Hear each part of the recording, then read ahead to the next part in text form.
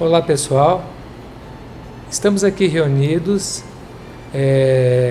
com algumas pessoas que uns são especializados no assunto, outros têm a doença, que é a doença celíaca.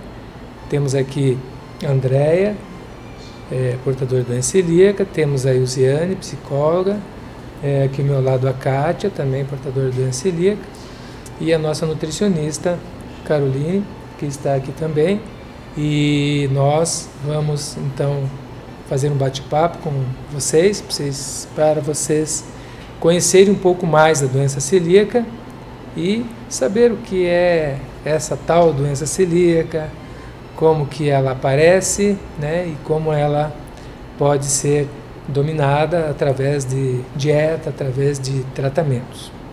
Bom, em 1888, um médico inglês, Samuel G., ele descreveu a doença celíaca em cadáveres, isto na Inglaterra. Mas ele não sabia de onde vinha a doença celíaca. Ele descobriu algumas alterações nas pessoas que faleciam de alguma doença e que tinham atrofia do intestino, e nessa forma ele descreveu a doença, ficou famoso por isso, mas não sabia como e que se dava, de que forma então acontecia. No ano de 1940-45, um pediatra holandês, o professor Dick William, ele cuidava de crianças que apresentavam diarreia. E essas crianças, no decorrer da Segunda Guerra, elas melhoraram daquela diarreia que elas tinham, porque o suplemento de trigo foi cortado, nessa época de muita restrição de alimentos na Segunda Guerra, e com a volta do trigo, essas crianças tiveram novamente diarreia. A partir daí, então, ele começou a pesquisar produtos, alimentos, e chegou à conclusão que existia então o trigo, um dos vilões, que continha um produto que dava ligação às massas, que é o glúten. Dali em diante, então, foi-se feito o diagnóstico através de uma cápsula que a pessoa engolia, deglutia, e fazia-se biópsias do intestino delgado e se diagnosticava através da atrofia que ocorria no intestino. Já no ano 1889, 88, então também um médico europeu descobriu algumas alterações que ocorriam no intestino durante a endoscopia, quando se iniciou a endoscopia digestiva. E a partir daí o diagnóstico endoscópico ficou cada vez mais evidente. Depois vieram os equipamentos de alta resolução, que então definiram mais facilmente essas pequenas alterações que ocorrem no intestino. E há uns 30 anos mais ou menos, os exames de laboratório, 20 anos um pouquinho melhores, ficaram melhores, nos últimos 15 anos melhor ainda, para detectar através de exame de sangue esta doença, que é a pessoa quando ingere produtos com glúten, que é o trigo, centeio, aveia e cevada. Esses produtos causam uma inflamação no intestino, causando uma atrofia, dificultando a absorção dos alimentos. E esse mesmo glúten penetra através das células intestinais, do intestino delgado, e vão agir no sistema imunológico da pessoa, que possui essa doença, e aí causa autoanticorpos, levando a várias doenças autoimunes. E essas doenças autoimunes são problemas de hipotiroidismo, hepatites, diabetes, dermatites, artrites, várias doenças autoimunes em decorrência da formação de autoanticorpos causadas pelo glúten. Então, isso é um breve resumo, de como essa doença age na pessoa.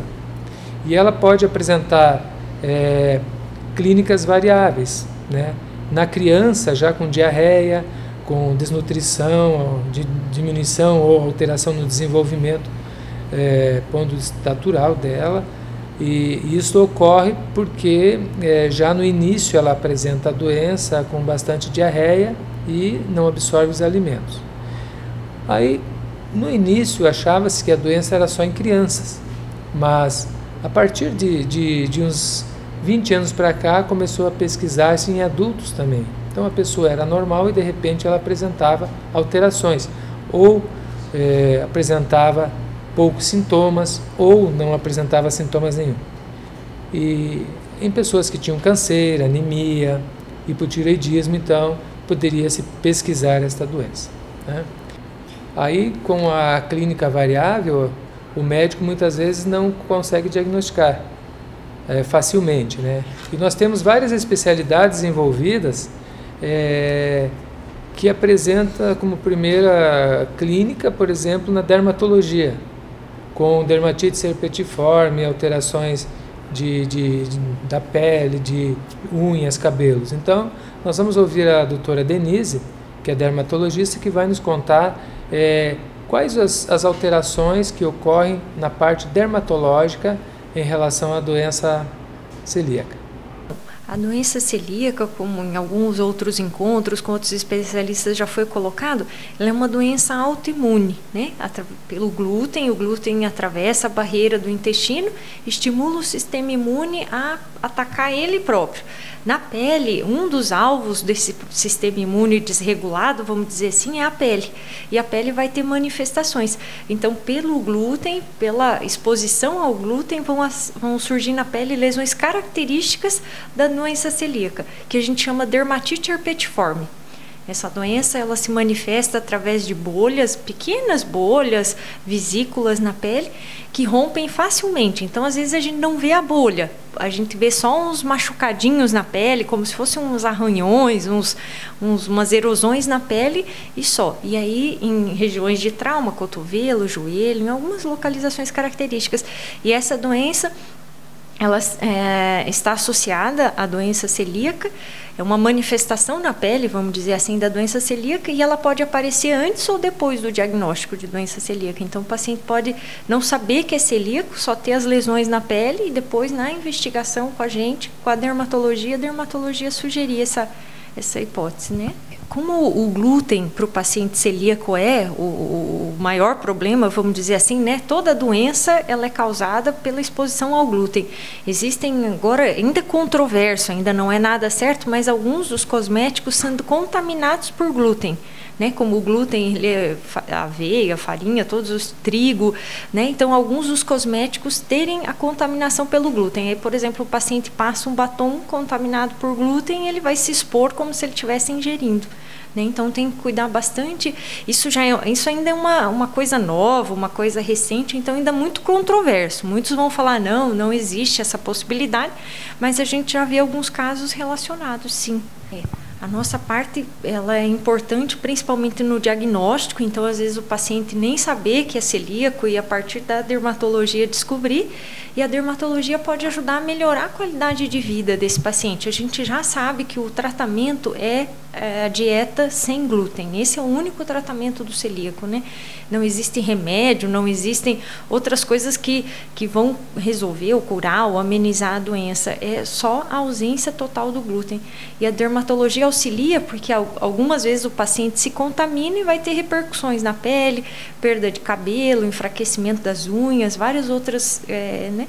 E a dermatologia vai ajudar essa qualidade de vida. A principal, né, sugestão, dica, orientação é em relação ao glúten, né? Isso a gente já teve uma palestra já sobre esse assunto e eu insisto, eu sempre tento me colocar no lugar de um paciente celíaco. Acho que se a gente for parar para pensar e ver a dificuldade que é para eles, né? Como é difícil a gente viver sem o glúten. Só que se colocando no lugar, a gente também ao mesmo tempo tem que saber que é o único tratamento e que se ele se expuser ao glúten, ele vai ter manifestações na pele, manifestações nos intestinos, risco aumentado de câncer, várias outras complicações que não tem outra forma de ser tratada, né? Então a sugestão na dermatologia, a primeira delas é, né, não ingira o glúten, né? Tente fazer a restrição, a dieta total, restrita. Em consequência, contaminou ou teve algumas contaminações indesejadas, aí tratar as consequências. Por exemplo, o glúten, se o paciente se expõe ao glúten, o intestino dele fica como se estivesse achatado. Não tem aquelas projeções que ajudam a absorver os alimentos. Então, se ele está contaminado pelo glúten, o intestino está achatado, ele para de absorver zinco, ferro, biotina, alimentos que usam o cabelo usa, a unha usa, a pele. Então, ele vai começar a ter repercussão disso. Então, começa a cair o cabelo, enfraquecer a unha. E o que a gente pode auxiliar é suplementar, né? Pode até aumentar a oferta, só que se o intestino dele também continuar achatado, não conseguir absorver, não adianta a gente dar muita vitamina C. Então, a grande dica seria essa: dieta isenta de glúten e, quando houver alguma contaminação, aí sim ajudar a suplementar essas vitaminas, essas proteínas, né? Hoje está se confirmando cada vez mais a associação da doença celíaca com doenças como a psoríase, como a alopecia areata, que é uma forma de queda de cabelo localizada, faz umas placas sem cabelos no couro cabeludo. O vitiligo, que é aquela doença em que o paciente vai perdendo a cor da pele. Então, são doenças que também têm a origem da autoimunidade, né? Os autoanticorpos, a criação de autoanticorpo. Isso também estão encontrando traços bem positivos da associação entre elas. Então, o paciente com psoríase, que também é portador de doença celíaca. Outro especialista que pode diagnosticar doença celíaca é o ginecologista, que ele tem que suspeitar, né, ou deve suspeitar quando há abortamentos repetidos, né, nessa pessoa, ou não consegue engravidar, e aí ele é uma opção de diagnosticar doença celíaca. Osteoporoses, várias alterações. Então nós vamos perguntar ao Dr. Antônio Jair Cristani, que ele também vai nos dizer algumas alterações que ocorrem na doença celíaca, na especialidade dele. Em ginecologia e obstetrícia, nós temos assim alguns sinais clínicos de que a paciente possa estar apresentando uma intolerância ao glúten. No caso específico da infertilidade, nós vamos ter o relato daquelas pacientes que não conseguem engravidar, fizeram uma pesquisa de infertilidade e não foi encontrada nenhuma causa detectável desta infertilidade. Muitas vezes, ao se investigar a intolerância ao glúten, nós vemos que as pacientes é intolerante, e ao retirarmos então toda essa alimentação que é baseada no glúten, ela passa a ser uma paciente fértil. E é importante lembrar na infertilidade feminina que sempre é o casal que tem que ser investigado. E existe uma estatística de que 4 a 8% dos homens que são inférteis, eles têm intolerância ao glúten. Então, é importante lembrar que é o casal, na realidade, que tem que ser investigado. Na obstetrícia, ainda além desta infertilidade, nós vamos encontrar muitas pacientes com ameaças de abortamento de causa também indeterminada, e outras pacientes com abortamentos confirmados e em que há uma investigação dessas causas, mas não se chega ao ponto onde tu possa detectar e tratar o motivo que levou ao abortamento. Eu tenho relato de pacientes que, com abortamentos de repetição, ao serem submetidas aos testes de intolerância ao glúten, se evidenciou uma intolerância importante, e ao se suprimir o glúten da sua dieta, elas acabaram tendo gestações que evoluíram até o termo. Ainda em obstetrícia, nós temos dois fatores importantes. Um deles é a restrição de crescimento intrauterino. Então, tem pacientes que, da metade da gravidez para frente, aquele feto começa a crescer menos do que o esperado para a idade gestacional. Como a intolerância ao glúten é uma patologia desabsortiva, às vezes o médico não lembra de solicitar o exame, mas ela pode estar tendo, na realidade, uma deficiência de absorção, vai ter reações inflamatórias intestinais e vários nutrientes não vão ser bem absorvidos, e este feto também não será bem nutrido. E além da restrição do crescimento, nós temos em obstetrícia os trabalhos de parto prematuros, que são aqueles trabalhos de parto que podem ser iniciados a partir de 22 semanas e antes de 37, que estão relacionados também com essa intolerância ao glúten. Dentro da área de ginecologia, nós também temos que lembrar assim, algumas alterações importantes que ocorrem desde a puberdade até até o período da pós-menopausa e que podem estar relacionadas à intolerância ao glúten. Aquela menina que demora para menstruar, ao invés da sua menstruação vir em torno de 11, 12 anos de idade, vem lá com 15, 16, ela pode estar tendo uma intolerância ao glúten interferindo nesse ciclo menstrual. Aquelas pacientes que menstruam de uma maneira muito irregular podem também ter intolerância, e também aquelas pacientes que começam a menstruar normalmente, mas que depois elas começam a apresentar amenorreia, ou seja, a menstruação não vem 2, 3, 4 meses, ela faz investigações, não tem ovários polimicrocísticos, não tem alterações hormonais, mas pode ter uma intolerância ao glúten levando a isso. Outro fator que eu acho de extrema importância com relação à doença celíaca é que muitas mulheres podem desenvolver osteoporose por doença desabsortiva.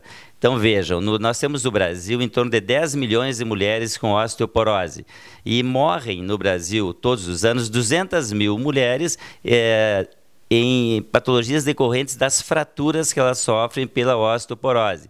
Então, é importante lembrar ao ginecologista e obstetra que nós temos que começar a pensar nas patologias desabsortivas que podem trazer repercussões importantes para as nossas mulheres. Dentre elas, a osteoporose, que na realidade é um problema de saúde pública e que pode, assim, ser muito minimizado com o diagnóstico precoce dessa patologia. Na área da endocrinologia também, nós apresentamos diabetes e alterações de desenvolvimento que a doutora Gisele Toyama irá nos explicar. Então, a doença celíaca, que é a intolerância ao glúten, ela gera uma inflamação crônica do intestino delgado. Essa inflamação crônica do intestino delgado causa uma má absorção crônica dos nutrientes. Essa má absorção crônica dos nutrientes, em crianças, por exemplo, pode gerar retardo da velocidade de crescimento e baixa estatura, assim como atraso na puberdade. Então, a criança, em média, entra na puberdade dos 8, 9, assim, até uns 14, 15 anos tem que entrar na puberdade. Então, uma criança que está com velocidade de crescimento diminuída, baixa estatura e atraso para entrar na puberdade, um dos diagnósticos é doença celíaca. Ele é especialmente lembrado se a criança baixa também apresenta sintomas gastrointestinais, como dor abdominal, diarreia, emagrecimento, mas tem crianças que a única manifestação da doença celíaca é baixa estatura. Então, assim, isso é uma manifestação endocrinológica da doença celíaca e deve ser lembrado, e os pais preocupados com as crianças que não estão crescendo, é interessante procurar um pediatra ou um médico endocrinologista para avaliação. Outra manifestação endocrinológica da doença celíaca é nas mulheres distúrbio menstrual e até mesmo infertilidade. Então, casais que estão com dificuldade para engravidar, às vezes foram investigados por outras doenças e não encontra causa, um dos diagnósticos diferencial é a doença celíaca, então esse deve ser lembrado, tá? Então, outra manifestação da doença celíaca, pela má absorção dos nutrientes, é a pessoa desenvolver, por exemplo, anemia, tanto por deficiência de ferro, quanto por deficiência de ácido fólico e vitamina B12. Então, as pessoas que têm anemia, e que às vezes não tem bem definida a causa, um dos diagnósticos diferencial é doença celíaca. E todo celíaco, todo paciente com diagnóstico de doença celíaca tem que ser acompanhado com dosagens de ácido fólico, vitamina B12 e ferro, para ver se não estão com baixo estoque, com predisposição a desenvolver quadros de anemia. Outra manifestação da doença celíaca é pela má absorção do cálcio e da vitamina D, o desenvolvimento de massa óssea baixa, como osteoporose. Então, os pacientes celíacos têm que fazer avaliações, então, de cálcio e vitamina D, e, eventualmente, densitometria óssea para avaliação da massa óssea, para ver se eles já não estão desenvolvendo um quadro de osteoporose associada. Também nós temos que lembrar nos pacientes com doença celíaca que tem doenças endocrinológicas que se associam à doença celíaca, como, por exemplo, hipotireoidismo. Então, o paciente com doença celíaca tem mais hipotireoidismo, assim como o hipotireoideu também tem mais risco de desenvolver doença celíaca. Então, os pacientes celíacos têm que ser observados e têm que, periodicamente, fazer uma avaliação da função tireoidiana. Outra Outra doença endocrinológica que também comumente se associa à doença celíaca é o diabetes tipo 1. Né? Então, tanto o celíaco tem mais chance de diabetes tipo 1, como o contrário, o tipo 1, diabetes tipo 1, tem mais chance de doença celíaca. Chega a 5% dos diabéticos tipo 1 tem doença celíaca, então esse diagnóstico tem que sempre ser lembrado.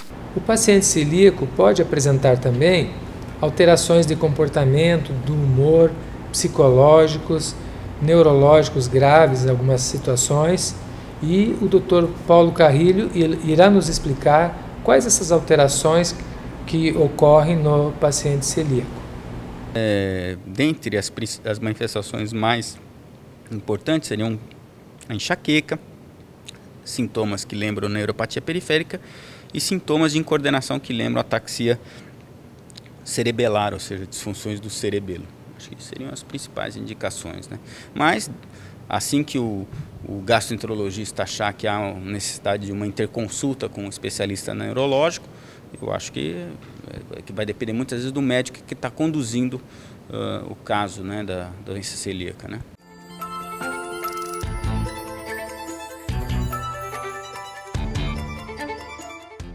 O mosquito da dengue está mais perigoso. Agora, ele transmite também a chikungunya, uma doença que, como a dengue, causa febre, dor de cabeça, dor atrás dos olhos e dores ainda mais fortes nas articulações.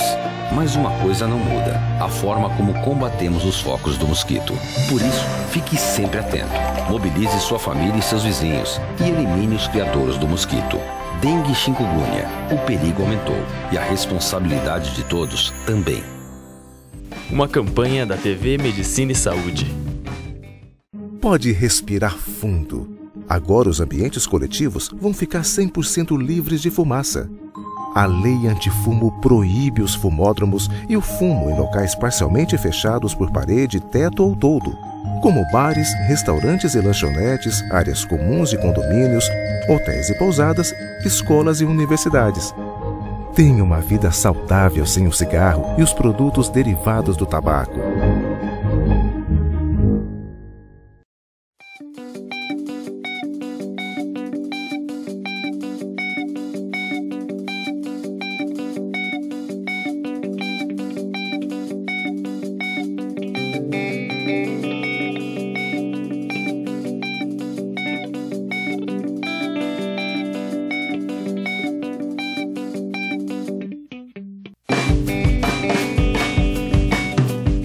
Uma campanha da TV Medicina e Saúde.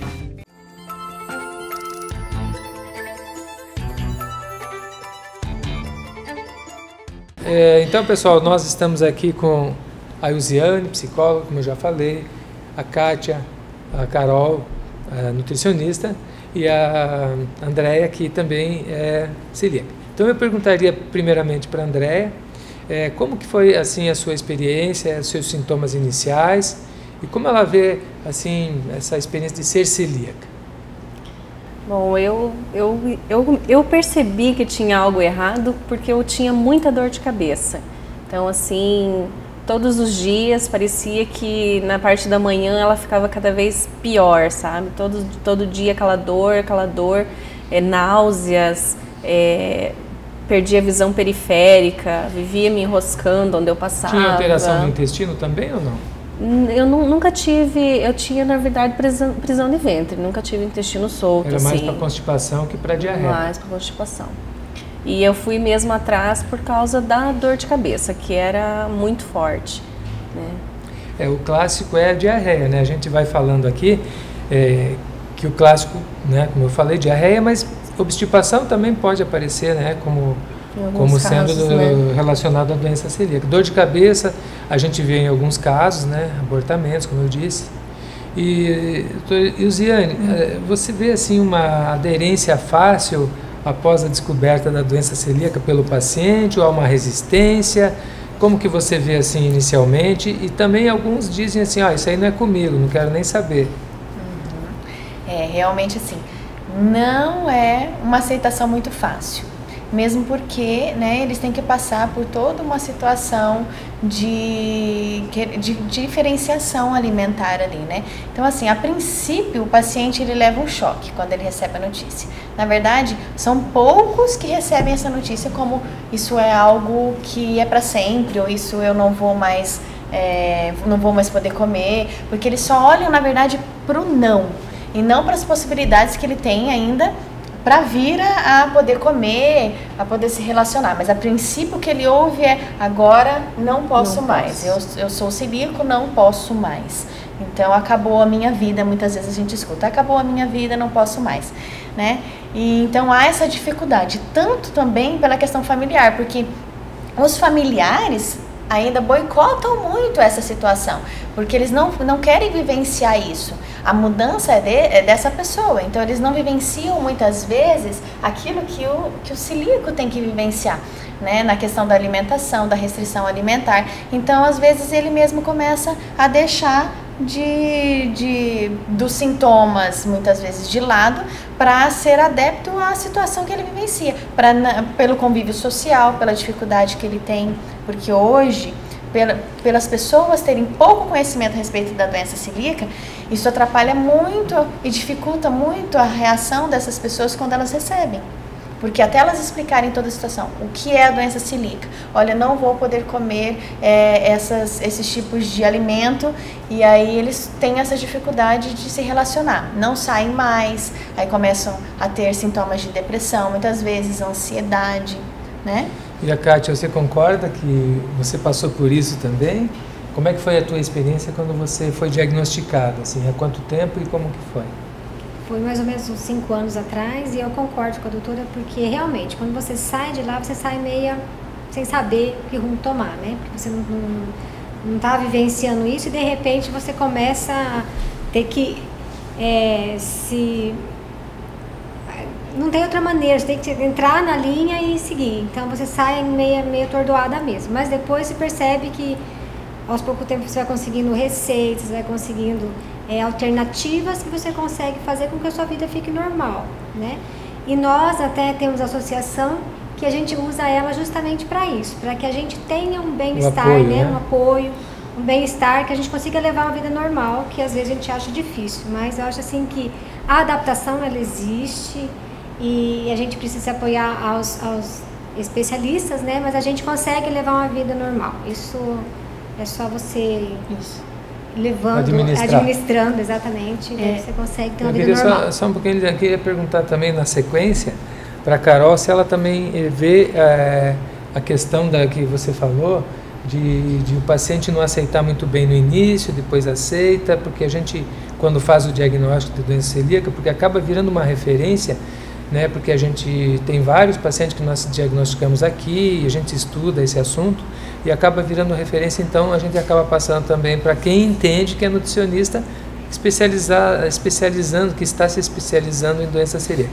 Aí eu pergunto assim, também você acha que no início eles têm uma restrição, eles não falam que não é com eles e depois eles aceitam? Como é que você vê os pacientes? Bom, a gente tem que levar em consideração, Dr. Mauro, que a alimentação é um grande prazer. A partir do momento que você coloca qualquer tipo de restrição alimentar, a gente acaba privando o paciente de uma porção desse prazer, né? E os alimentos que contêm o glúten, que são o trigo, o centeio, a cevada, a aveia e o malte, são alimentos que em grande proporção fazem parte do nosso dia a dia, das nossas reuniões familiares, das nossas comemorações, as comemorações de final de ano, os aniversários, né, as festas de empresa. Sempre acontece uma pizza, sempre acontece uma massa, uma cerveja, né? Então esses pacientes acabam tendo essa restrição, e isso faz com que o diagnóstico se torne mais difícil. E para a nutrição isso é um desafio. No primeiro momento que o paciente chega, né, para ser orientado, a gente tem um desafio de, em primeiro lugar, mostrar para ele que é difícil, realmente, mas ele vai ter que ter essa restrição pela sua vida, porque é a única forma de tratamento até o momento para a doença celíaca. E o segundo desafio é mostrar para ele uma coisa que a Andréia colocou, que até a Ilziane colocou também, que a primeira impressão que o paciente tem é: eu não posso mais consumir esses alimentos. E nós temos que criar nele uma segunda impressão de que esses alimentos não podem ser mais consumidos, no entanto, existem outros tantos que podem ser consumidos no lugar. Acredito que a Kátia possa reafirmar isso. Há um tempo, nós não tínhamos grande disponibilidade no nosso mercado de produtos sem glúten. Hoje em dia, né, Kátia, ficou muito mais tranquilo, né, Andréia? Então a gente já tem uma variedade de produtos sem glúten, nós já temos uma quantidade grande de receitas para que sejam feitas e até os próprios familiares podem consumir sem problema algum. É o caso que acontece na minha casa, né? Todos consomem sem glúten. Sem problemas. Sem problema algum. Né? Até, Carol, numa reunião da Celbar que nós participamos, nós falamos, e até eu quero ressaltar aqui, né, que todas as alterações que o celíaco tem são resolvidas quando ele tem dieta isenta do glúten. E aí, com dieta isenta do glúten, ele tem os mesmos riscos de doença de qualquer pessoa, ele vira o normal, né? Ele está controlado igual, ele vai ter os mesmos riscos de qualquer pessoa. No momento que ele começa a ingerir o glúten, ele vai ter novamente todos aqueles problemas que ele poderia ter. Até lá naquela eu lembro que eu coloquei, porque eu fiquei falando sobre dieta isenta do glúten o tempo todo. Eles ficaram, daqui a pouco eu falei, eles vão me jogar um tomate aqui, daqui a pouco, né? Mas de repente, no final eu mostrei um slide que tinha costelão, picanha, carne de tudo que podia. Verduras, frutas, legumes, tapioca, mostrei feijão, arroz, ovos, tem um monte de coisa que pode comer, né? Aí eu mostrei, é mesmo, né? Nós podemos comer tudo isso. Aí a questão é essa visão, né? De que na verdade o pão é uma coisa maravilhosa, né? E eu queria comentar uma coisa assim, que é uma pergunta que já que vocês não fizeram, mas existe essa pergunta: está aumentando a doença celíaca? Por que está tendo tanto celíaco agora, virou moda? O que é isso? Bom, número 1, os produtos que contêm glúten são vários, né? Lógico, e a indústria que produz esses alimentos, eles fazem alimentos que contêm até mais glúten, uma concentração maior, primeiro caso. Os trigos também, na evolução do trigo, né, desde que ele começou a ser plantado, ele tem mais glúten, ele tem uma concentração maior de glúten.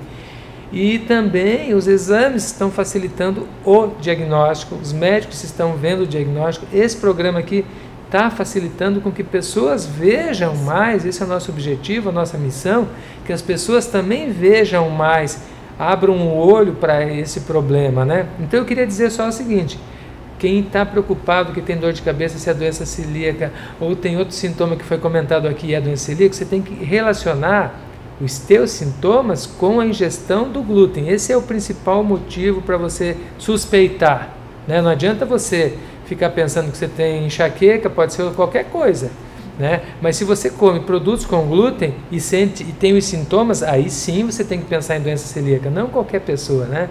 Por exemplo, trigo, centeio, aveia e cevada, como nós já estamos repetindo, são os produtos que contêm glúten. Então, se você come aqueles produtos, se tem cólica, tem uma diarreia, passa mal, cerveja tem glúten, passa mal também, pode ser doença celíaca. Então pensem nisso, nessa forma, não que todos estão ouvindo em casa vão pensar: eu também tenho doença celíaca porque eu tenho dor de cabeça, eu tenho hipotireoidismo e tal. Não é nesse sentido, né? Uma observação interessante a se fazer, que é o que os nossos pacientes relatam no consultório. Muitas pessoas, que eu acredito que vendo essa colocação que o senhor fez em casa, podem pensar: meu Deus, será que eu tenho doença celíaca de uma forma ruim? Né? O que a gente tem que pensar é que caso aconteça esse diagnóstico, não é ruim. Os pacientes, no primeiro momento, têm essa barreira como qualquer um de nós quando descobrimos uma situação patológica. Mas, no segundo momento, a maioria deles, vamos colocar que na segunda consulta, a maioria dos pacientes volta muito feliz. Por quê? Porque todos os sintomas têm uma regressão. E é muito importante quando nós descobrimos uma doença e encontramos uma forma de tratamento que nos traga qualidade de vida. Né? Então, descobrir a doença celíaca não é ruim. Bem pelo contrário. Né? Essa sua colocação foi muito importante, Carol. Aí eu pergunto para a Kátia, né? Temos 2 representantes aqui da associação. Por exemplo, Kátia, quando você tinha vários sintomas, com dieta isenta do glúten, mudou para você ou não? Então, no primeiro momento eu achei difícil, mas como eu falei, depois eu me acostumei. Os sintomas melhoraram? Nossa, os sintomas tranquilamente, eu não senti mais nada. Eu passei uma semana, a primeira semana quando eu descobri, de muita dor, né? E aí eu já saí, já comecei a fazer o tratamento e graças, assim, também Logo que eu fiquei sabendo, eu já comecei a participar, a querer saber como é que funcionava a doença, eu comecei a tirar realmente da minha vida o glúten. E com certeza o humor, as dores eu não senti mais. Então é uma coisa assim que a gente sente que melhora. Tem que fazer o regime certinho. E hoje nós temos meios para isso, né? Meios que facilitam a nossa vida, já está bem mais facilitado, né? E a gente procura, com cada vez que a gente tenta se aproximar dos celíacos, de fazer reuniões, é justamente para ajudar, para cada vez que fique mais confortável, né, para nós. Pergunto para André, desculpa, eu queria perguntar para a Andréia, na sequência, se ela também teve melhora dos sintomas depois de dieta sem glúten. Porque se mudou a sua vida no sentido de sintomas. Mudou muito. Eu até poucos dias que eu já tinha tirado o glúten completamente da dieta, eu falei pro meu marido assim, nossa, eu não tô sentindo nada hoje. Não tô sentindo dor de cabeça. Não estou me enroscando em tudo que eu passo, né? Porque como eu perdi a visão periférica, me enroscava muito nas coisas. Eu falei assim para ele, é tão diferente você perceber que você não está sentindo aquela dor, é algo muito bom.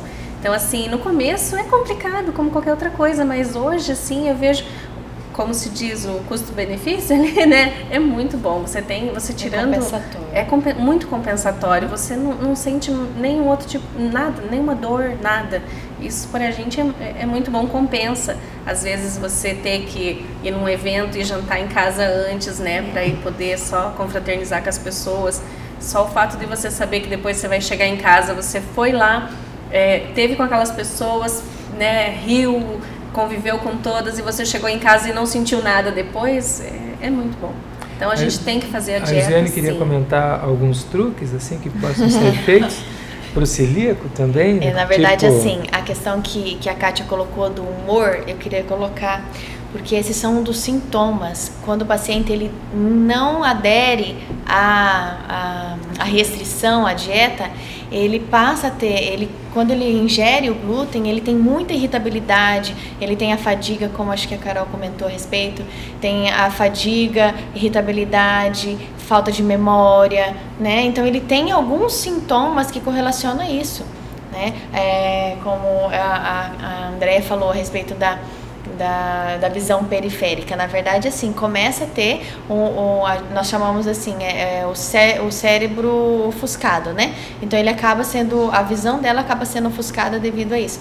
Mas a partir do momento que ele restringe essa alimentação, ele vai ver muito mais ânimo, ele vai ver que a irritabilidade vai passar, né? Essas angústias todas vão passar. E enfatizar bem essa questão que a Andréia colocou, de quando ela se restringe a isso, ela volta a ter um convívio social, vendo o social disso, não vendo o social como uma forma de alimentar-se, né? Porque hoje as pessoas pensam em vida social como só comer, né? Beber e comer. E aí elas passam a visualizar esse momento social como um momento de confraternização, como o dito da palavra, confraternizar, né? Conversar, dialogar, rir, brincar, aproveitar a situação em que você vivencia e não somente a alimentação como as pessoas visualizam. Luciano, só para acrescentar com você, na experiência, a gente vê também no aprendizado, né? Quando é jovem, ele está estudando, às vezes não vai para frente, descobre doença celíaca, ele tira o glúten da sua alimentação, ele melhora o desempenho na escola, melhora, como você falou, o humor, a memória. Então tem vários benefícios, né, positivos e negativos. Quer dizer, comendo glúten você tem várias coisas negativas. Prazer momentâneo. Exatamente. E você falou uma coisa que, olha, é muito importante para o ser humano, né? É essa questão da reunião social. A reunião social, só para dar uma incrementada nesse que você falou, reúne para tomar um café, para tomar uma cerveja, para comer uma carne, não é isso? Vamos reunir para essas coisas. Mas quando você diz assim, vamos reunir para um assunto, assim, vamos conversar sobre tal assunto, e as pessoas se reunirem e conversarem, não precisa beber, não precisa comer, não precisa, né? Mas claro, uma comidinha sempre é aquele prazer que vem junto. Mas a gente pode modificar um pouco esse relacionamento humano hoje, né? Devido às nossas necessidades, as necessidades, né? Cada um tem a sua necessidade. E com esse aprendizado que a gente pode criar entre a gente, né? Bom, nesses truquezinhos, né, que nós estávamos falando, que eu falei com a Luciana, do celíaco, que ele às vezes, né, eu queria pedir para perguntar para a Carol, os truques, né, dos adultos e os truques dos filhos dos celíacos. Então vamos lá.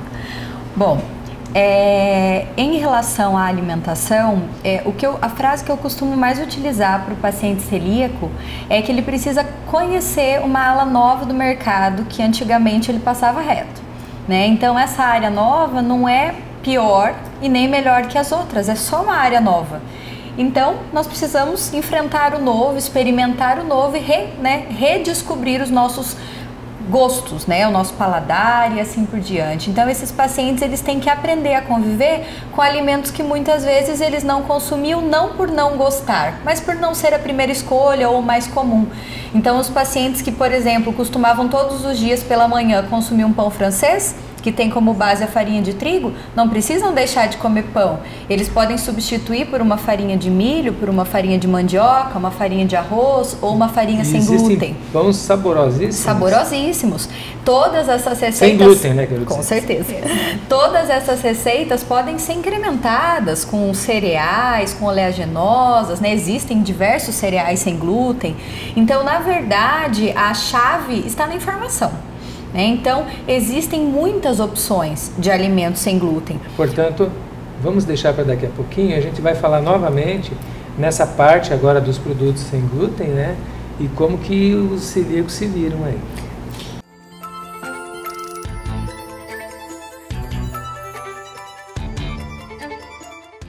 O mosquito da dengue está mais perigoso. Agora, ele transmite também a chikungunya, uma doença que, como a dengue, causa febre, dor de cabeça, dor atrás dos olhos e dores ainda mais fortes nas articulações.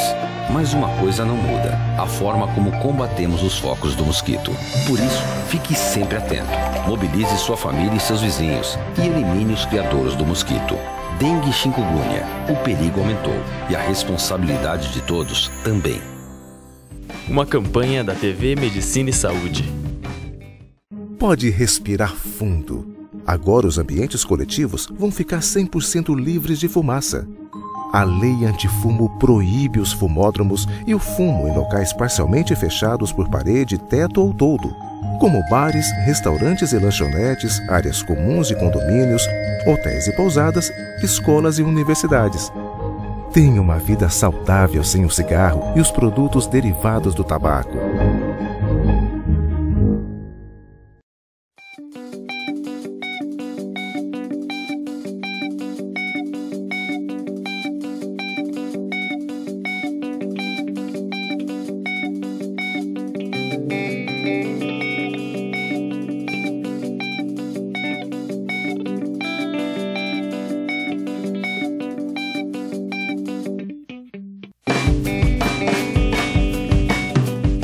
Uma campanha da TV Medicina e Saúde.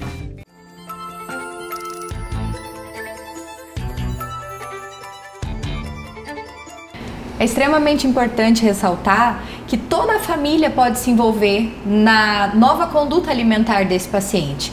Até mesmo porque os alimentos podem ser saborosos para todos, e uma coisa que nós temos que prestar atenção, né, Dr. Mauro, é o fator de hereditariedade, que existe a possibilidade dos familiares também desenvolverem a doença celíaca. Todos os pacientes diagnosticados, nós temos que pesquisar a família, os irmãos, o pai e a mãe, porque é genético. Então tem uma alteração do HLA, DQ2, DQ8, que é uma alteração genética que ocorre, né, no portador. Né? Em 99% do portador da doença celíaca ele está presente. E aí o pai ou a mãe tem o gene, mas às vezes na verdade não tem a doença. Então na população geral, 40%, em torno de 30% a 40% das pessoas têm o gene para a doença celíaca, que é o HLA-DQ2, DQ8, e não tem a doença ativa, né? mas o gene veio do pai ou da mãe. Então 10 a 20% dos familiares têm a doença celíaca, muitas vezes com sintomas mínimos que devem ser diagnosticados.